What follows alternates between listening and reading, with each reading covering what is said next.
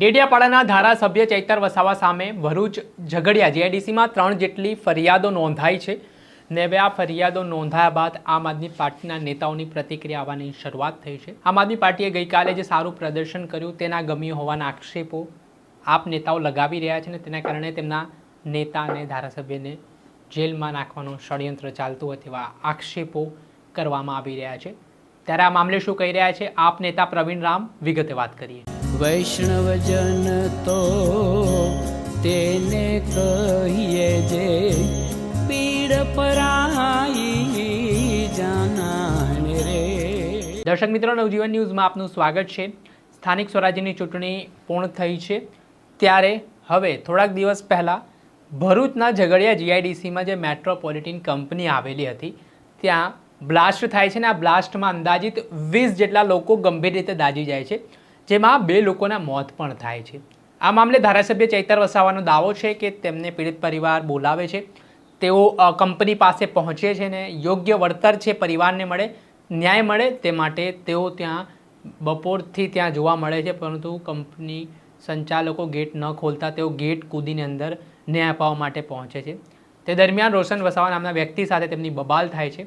બબાલને લઈને આખો મામલો ગરમાયો હતો ને આજે ધારાસભ્ય ચૈતર વસાવા સામે ભરૂચના ઝઘડિયા જીઆઈડીસી પોલીસ સ્ટેશનમાં 3 જેટલી ફરિયાદ નોંધાઈ છે, જેમાં મારામારી, ટ્રેસપાસિંગ એટલે કે ગેરકાયદેસર રીતે કંપનીમાં ઘૂસવું, પોલીસ સાથે ઉદ્ધતાઈભર્યું વર્તન કરવું, અડચણ ઊભી કરવી પોલીસના કામમાં, એવી ફરિયાદો નોંધાઈ છે। આ બાબતને લઈને આમ આદમી પાર્ટીના નેતાઓ પણ રોષે ભરાયા છે।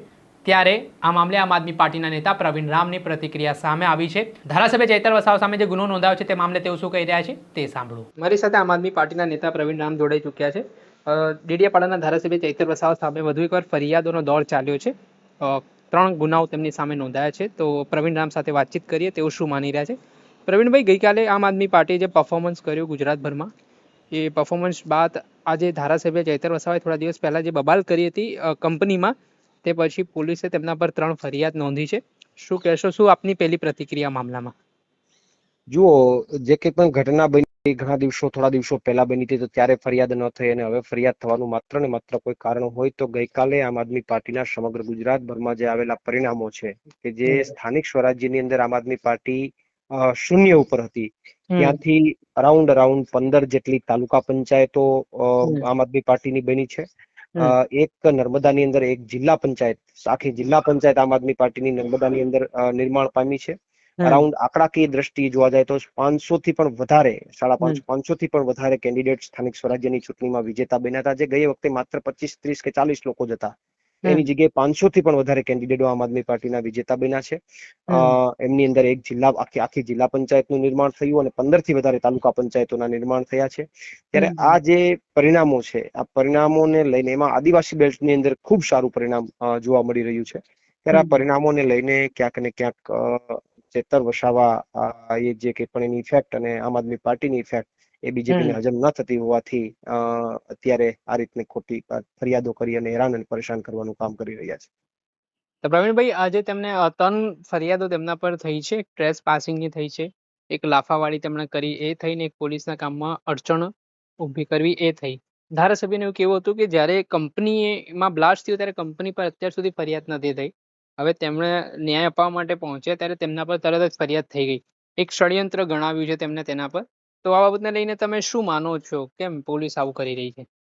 જુઓ, ચોક્કસથી તમે છેલ્લા ઘણા સમયથી જોઈ રહ્યા છો કે પોલીસનું વર્તન કઈ રીતનું છે, તંત્રનું વર્તન કઈ રીતનું છે, સત્તાનું વર્તન કઈ રીતનું છે, એ બધા ગુજરાતની જનતાને ખબર પડી રહી છે। જે કંઈ પણ ઘટનાઓ જે ચેતરભાઈએ કીધી કે જે ત્યાં બ્લાસ્ટ થયો અને જે ઘટના બની, તો એમાં ફરિયાદ ન થાય, એમાં કોઈ કાયદેસરની કાર્યવાહી ન થાય, કોઈ દારૂ વેચતો હોય તો એમાં કોઈ કાયદેસરની કાર્યવાહી ન થાય, ડ્રગ્સ બેફામ આવતું હોય એમાં કોઈ કાયદેસરની કાર્યવાહી ન થાય, ભૂમાફિયા ઉપર કાયદેસરની કાર્યવાહી ન થાય, ભ્રષ્ટાચારીઓ ઉપર કાયદેસરની કાર્યવાહી ન થાય, પરંતુ વિપક્ષનો કોઈ પણ નેતા અવાજ ઉઠાવે જનતા માટે, મજબૂતાઈથી લડે, મક્કમતાથી લડે, તો ત્યાં ફરિયાદો થઈ જાય, એમને જેલમાં નાખવાના ષડયંત્રો થઈ જાય।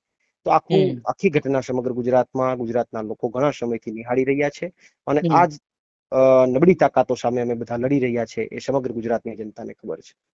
જી, આપને પણ ભૂતકાળમાં જેલમાં જવું પડ્યું, ખેડૂત આંદોલનની વાત હોય કે પછી તમે જૂનાગઢમાં જે વિરોધ પ્રદર્શનો કર્યા હોડકા લઈને એની વાત હોય, તો હાલ જે વિપક્ષના નેતાઓની પણ જે રીતે ડરાવવામાં આવી રહ્યા છે ફરિયાદો કરીને, તો આ રાજનીતિને તમે કઈ રીતે જોઈ રહ્યા છો ગુજરાતના ભવિષ્યને ધ્યાનમાં રાખી?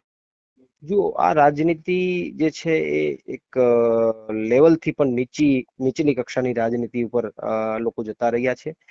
રાજનીતિ નિષ્પક્ષ અને થોડી હેલ્ધી હોવી જોઈએ. લડાઈ હોવી જોઈએ, પણ આમને સામનેની કામની રાજનીતિની લડાઈ હોવી જોઈએ. એનાથી કઈ રીતે મજબૂત આપણે આગળ વધી શકીએ, જનતાનો પ્રેમ કઈ રીતે જીતી શકીએ, એના માટેની રાજનીતિ હોવી જોઈએ. પણ કોઈને પૂરા કરી દેવા, કોઈને દબાવી દેવા, કોઈને આગળ ન આવવા દેવા, કોઈને દબોચી લેવા, આ પ્રકારની રાજનીતિ કાયમી માટે જે લોકો કરતા હોય એને જ લાંબા ગાળે નુકસાન થતું હોય છે.